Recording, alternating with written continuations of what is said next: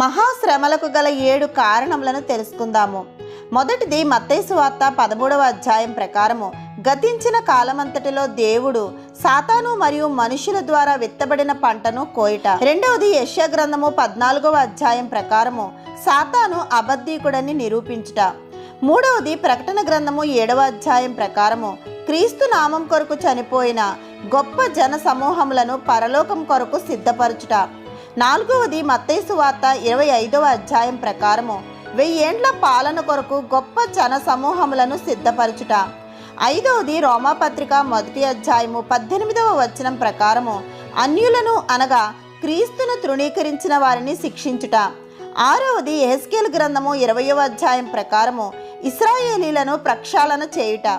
ఏడవది ప్రకటన గ్రంథము 16వ అధ్యాయము 20వ వచనం ప్రకారము 1000 ఏండ్ల పాలన కొరకు భూమిని సిద్ధపరచుట.